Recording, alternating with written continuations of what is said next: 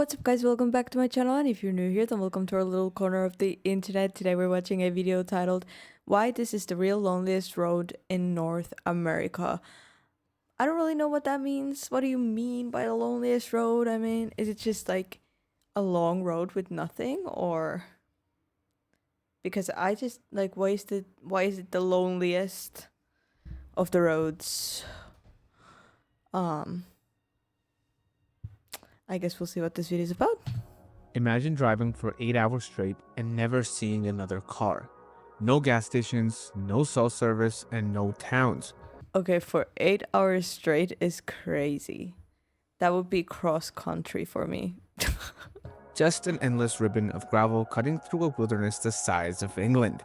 This isn't a post-apocalyptic scenario. It's the Trans-Taiga Highway in northern Quebec, the most isolated road in North America and possibly the loneliest drivable road in the world. Where other remote roads eventually connect something to something else, the Trans-Taiga simply ends 666 kilometers into a vast northern wilderness. Oh my goodness. Okay, but imagine. It ends? What do you mean? So you drive 8 hours for nothing? What? But does it have like, imagine like you drive the wrong way and you pick this road.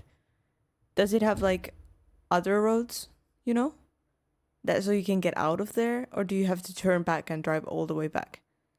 And what do you, I don't get it. So in today's video, let's take a look at this road, why it exists, and what it takes to survive it.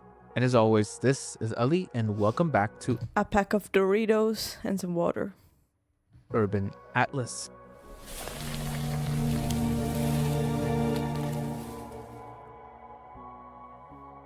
To comprehend the Trans-Taiga's exceptional isolation, we first need to understand where it sits on our continent.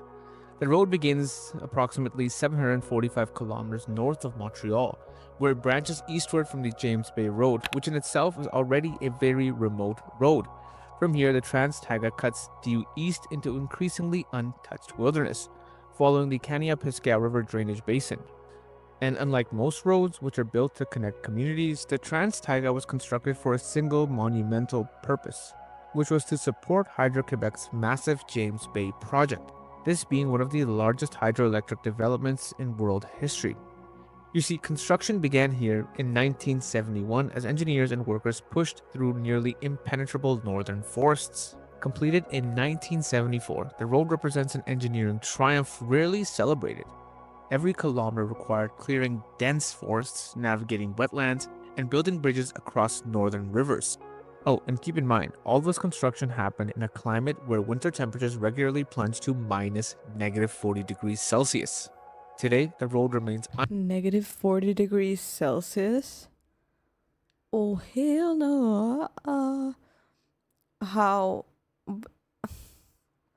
Why did they make it so long though? I still don't get it. I mean, if they made such a long road, it must have been for something else as well, like to put houses or something at least. unpaved for its entire length, with no permanent settlements along its route. It officially ends at kilometer 582 near the Quebec Reservoir, but in reality, it simply just stops. The pavement doesn't connect to anything beyond Hydro-Quebec facilities. It's not a route to somewhere, it's a road that exists solely to serve the massive hydroelectric infrastructure hidden in this wilderness. Now, attempting to cross the Trans-Taiga isn't for the faint of heart. It requires preparation more akin to wilderness expedition planning than road tripping. Now, this is not a journey where you can simply fill up your tank and hope for the best. The distance between fuel stops Why not? Why not? I mean, if you do take like gasoline with you, I don't get it. Why not? can exceed 350 kilometers, longer than the range of many vehicles. So if you're brave enough or stupid enough to try this road, you need to carry extra fuel, emergency supplies, satellite communication equipment, spare parts, and enough food and water to survive for days if necessary. And this level of preparation It was 8 hours, sir. isn't paranoia, it's actually essential. Search and rescue operations here can take days, not hours. So let's say you decide to drive the loneliest road in North America. Of course. You need to set out from the junction with James Bay Road. The pavement quickly gives way to gravel here. The road narrows, sometimes barely wide enough for two vehicles to pass. Not that passing is a common concern here. You see, traffic is virtually non existent. The first thing you'll notice is the complete silence.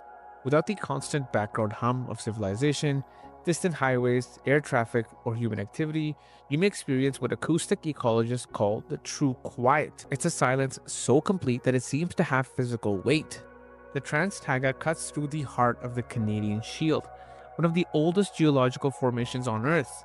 This ancient bedrock was scraped clean by retreating glaciers approximately 10,000 years ago.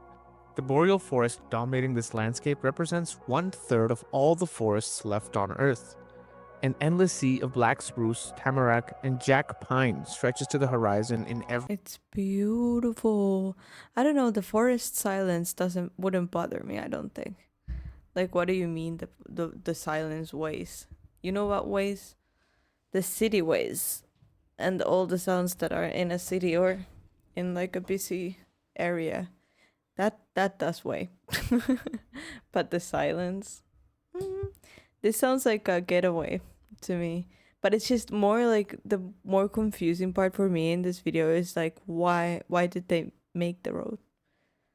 I mean, he said why they made it, but still, like it must have had some like it must have some utility to it. Direction.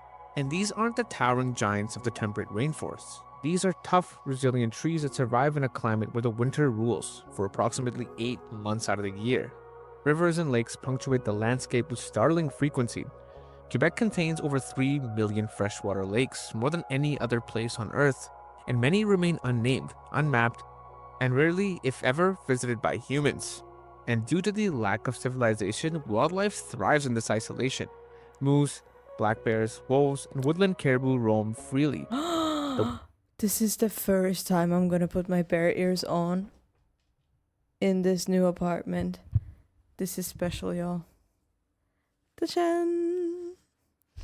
I'm still trying to figure out this microphone stand. There we go. Yay! It's a bear! Woodland caribou, in particular, depend on this undisturbed wilderness for survival. You see, this area is part of their ancient migration routes. The Kanya-Pisgah Reservoir at the end of the Trans-Taiga Road alone covers over 4,300 kilometers, larger than the entire state of Rhode Island.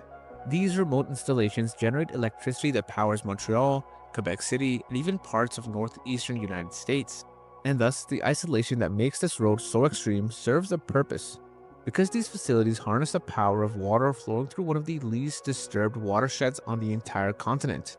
And despite the extreme isolation and weather, workers maintain these facilities year-round, rotating in and out on 2-week shifts. Now, if you made it this far in the video, you're probably wondering one thing. How does this road compare to other very isolated roads in North America? And that's a great question. You see, to truly appreciate the Trans-Taiga's exceptional isolation, I mean, I guess because of the length, because it takes 8 hours.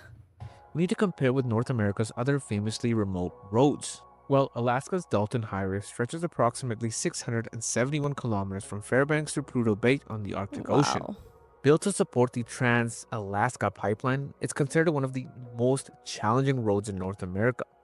Yet despite its fearsome reputation, the Dalton has service stations, periodic maintenance camps, and ultimately leads to the industrial complex at Prudhoe Bay. Whereas the Trans-Taiga really offers none of these amenities and connects to nothing but wilderness at its terminus. Another famously isolated road is the Dempster Highway in Canada's Yukon Territory and Northwest Territories. It That's so pretty. crosses approximately 720 kilometers of Arctic tundra between Dawson City and Inuvik. And while being incredibly remote, it does serve as a vital link between communities and recently was extended to reach the Arctic Ocean at Taktayakta. Trans-Taiga, by contrast, was never built to serve human settlements. Another famously isolated road is Nevada's Highway 50, famously marketed as the loneliest road in America. This crosses the Great Basin Desert with distances up to 170 kilometers between towns. These gaps seem trivial compared to the Trans-Taiga's unbroken stretches of wilderness. You see, what makes the Trans-Taiga so unique is not just It's so beautiful. I can't. I really want to do a road trip in America one day. Maybe one day. Maybe someday. It looks majestic. Just its remoteness, but its deliberate disconnection. It's a road that leads away from civilization and then simply stops, making it not just isolated, but terminal. Because if you make it to the end of the Trans-Taiga, you'll be the furthest you can get from any town or settlement by road in North America. From this point, the only way to travel further is by boat or floatplane, as there are some aerodromes and runways located at the end of the Trans-Taiga. If you stand here and face east, there's no roads between you and the Atlantic Ocean, which is approximately 600 kilometers away. And thus the Trans-Taiga Highway exists as a profound contradiction. But do people live there, right? Like, why do they not utilize that road to do something? You know? A human construct that ultimately highlights nature's dominance in an increasingly connected world. Even though it's beautiful that it's like there's some real nature there. Where remote locations are being linked by roads every day, it remains deliberately disconnected. A rare space where isolation is preserved not just by accident, but by geography and on purpose. And as always, if you like content like this, remember to give this video a like, comment below what you'd like to see next, subscribe to my YouTube channel if you haven't already done so, and as always, I'll catch you guys in the next one.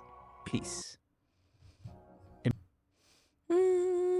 How did people even found out? Like, how did people even find out about this road? How did it become famous? Who was the one who was like, "That's a long road. That's a long road. There's nothing here. Let's talk about it." But it's interesting, and I would love to walk around in a forest like that. I love forests. They're so peaceful and green and beautiful. But either way, guys, thank you so much for joining me for this video. I really hope you liked it. Please leave a like, subscribe if you haven't yet, and I'll see you guys in the next video.